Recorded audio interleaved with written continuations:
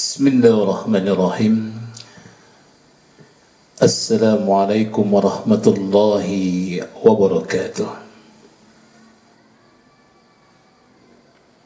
Alhamdulillahilladzi allafa baina qulubina fa asbahna bi ni'matihi ikhwana.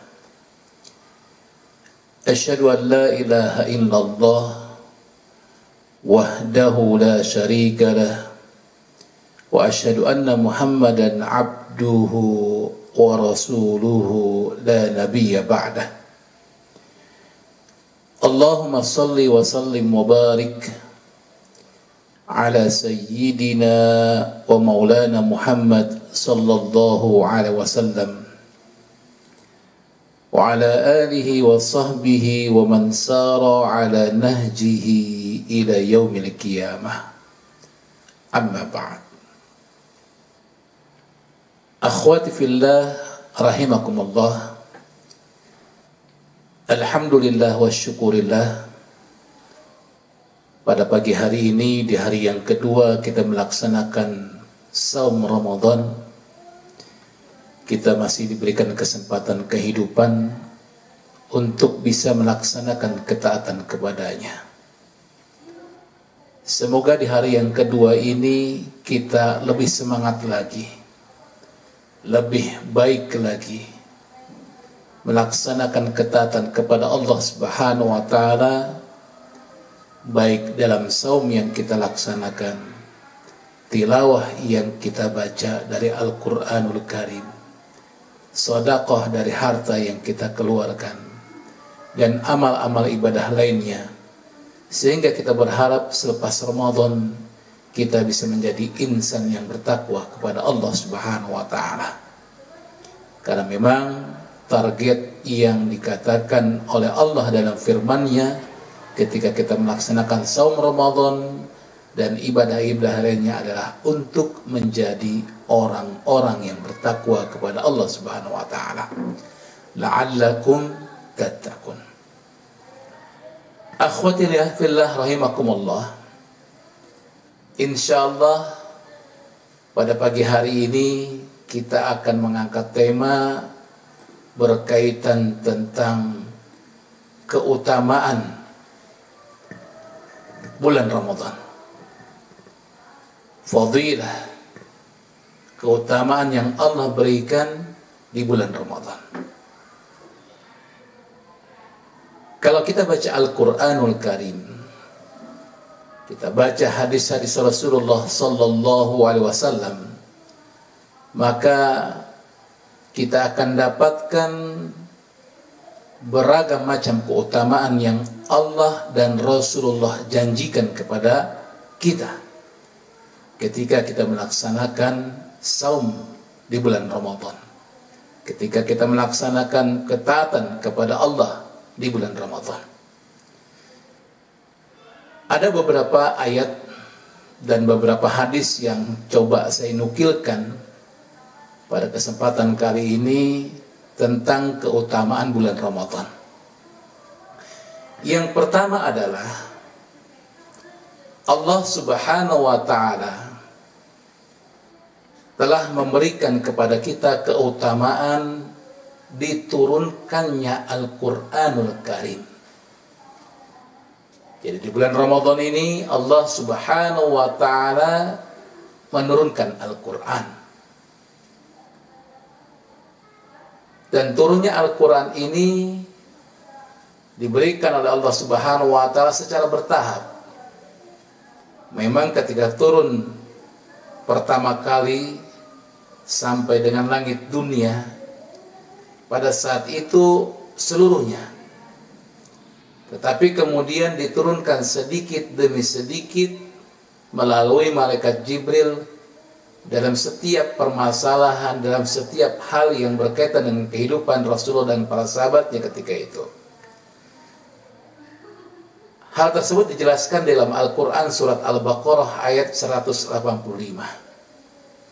Allah Subhanahu wa Ta'ala berfirman, Syahrul Ramadan alladhi unzila fihi al-Quran hudal linnas wa bayyinati minal huda wal furqan.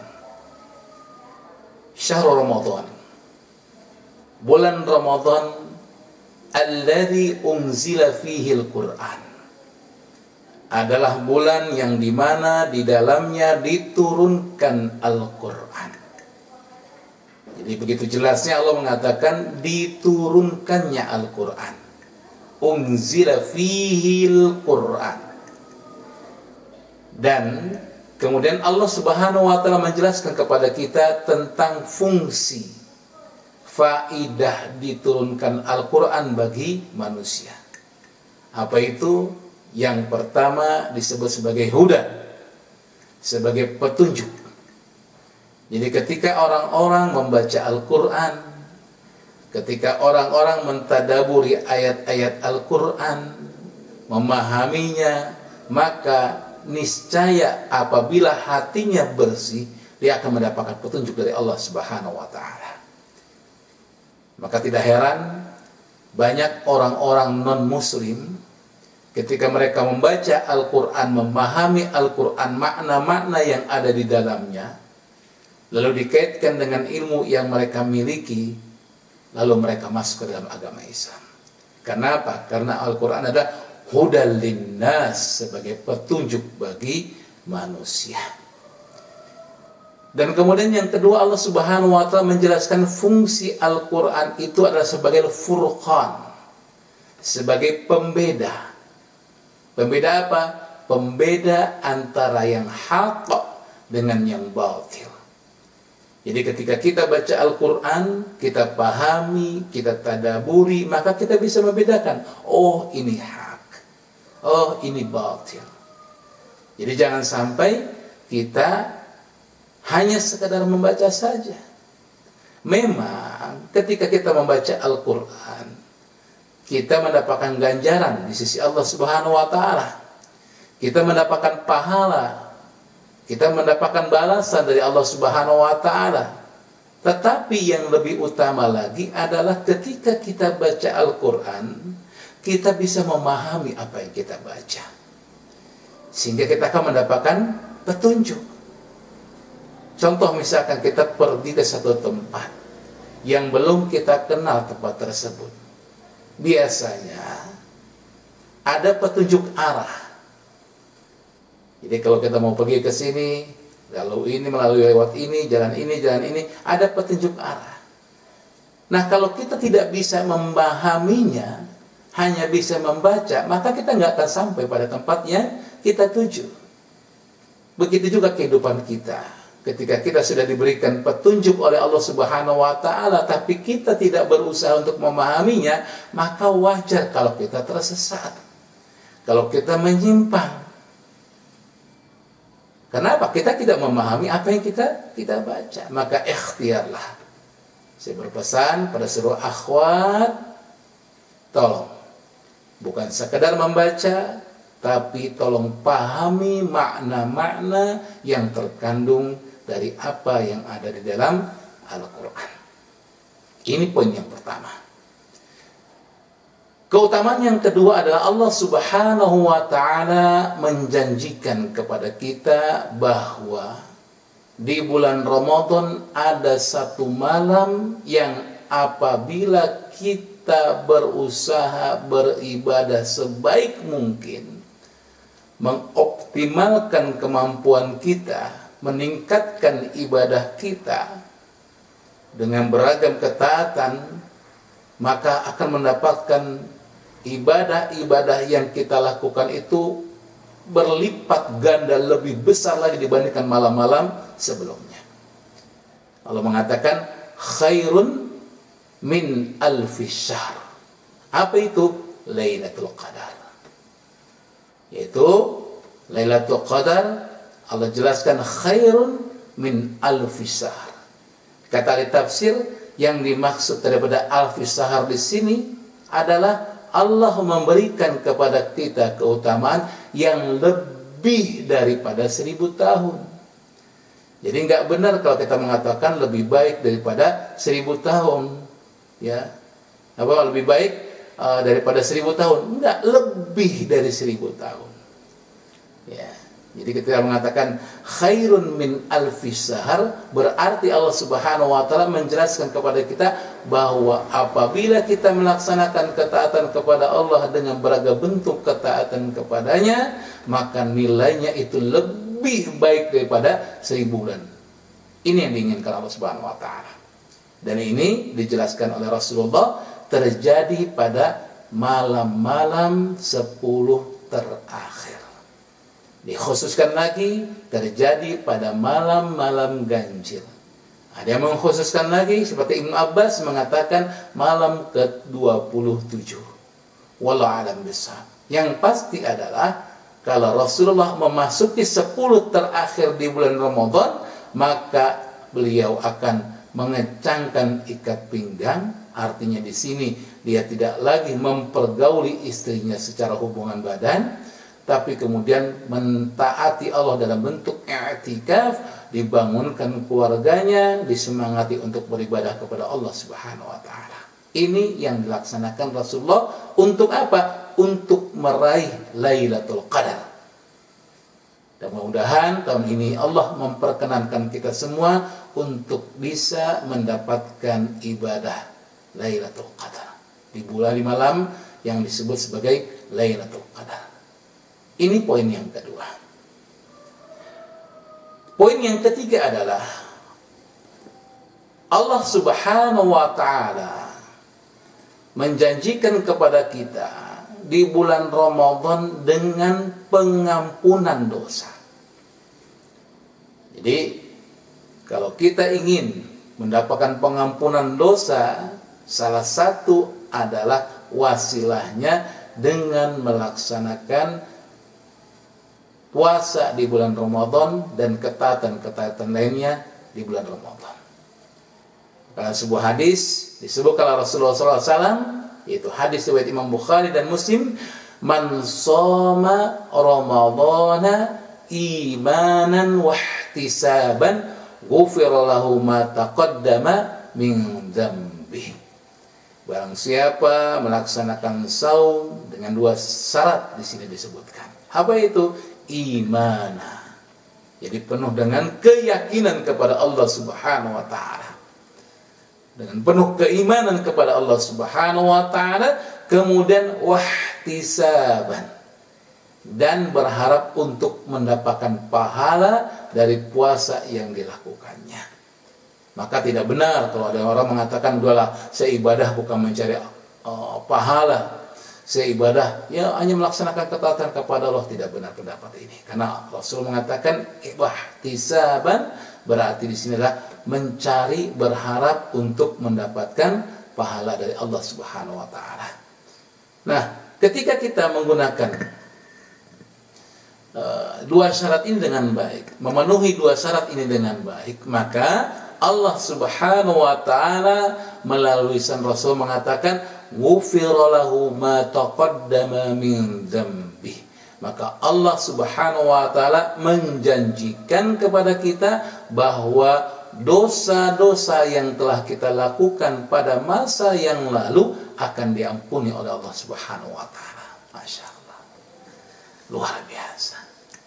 Jadi kalau ada orang yang tidak mau mengoptimalkan Ramadan ini dengan melaksanakan ketaatan kepada Allah, maka berarti dia tidak ada keinginan untuk diampuni dosanya oleh Allah Subhanahu wa taala. Maka mari kita kejar agar kita bisa mendapatkan ampunan dari Allah Subhanahu wa taala. Itu ya poin yang ketiga. Poin yang keempat adalah Allah Subhanahu wa taala melalui lisan Rasulullah menjanjikan bahwa pada bulan Ramadan akan dibukakan pintu surga dan akan ditutup pintu neraka. Rasul mengatakan tuftahu fihi abwabul jannah wa tughlaqu fihi abwabul jahim. Jadi ketika datang bulan Ramadan, pintu-pintu surga dibuka. Dalam riwayat ini dikatakan tuftahu fihi abwabus sama dibuka pintu-pintu langit. Maksudnya adalah pada saat itu amal-amal kebaikan langsung naik kepada Allah Subhanahu wa taala dan Allah yang membalasnya.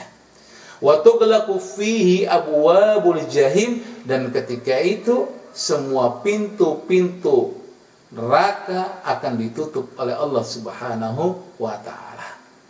Ada yang menafsirkan, menjelaskan tentang makna ini bahwa pada kesempatan di bulan Ramadan orang itu sedikit sekali melakukan kemaksiatan kepada Allah. Ada yang mengatakan dibuka kesempatan untuk beribadah dengan penuh ketaatan kepada Allah lebih mudah dibandingkan dengan kemaksiatan kepada Allah Subhanahu wa taala. Wallahu a'lam. Yang kelima adalah wa tughallu fihi syayatin, dan pada saat bulan Ramadan maka setan-setan itu akan dibelenggu oleh Allah Subhanahu wa taala. Para ahli hadis menjelaskan bahwa maksud tughallu fihi syayatin, dibelenggunya setan-setan itu ada dua makna. Makna yang pertama adalah memang benar setan-setan dari jin itu akan dibelenggu oleh Allah Subhanahu wa taala.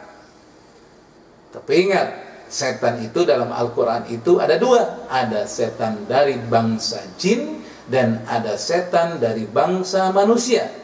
Maka ada ungkapan yang menarik, dikatakan bahwa 11 bulan setan jin mentarbiyah. Saya ulangi lagi.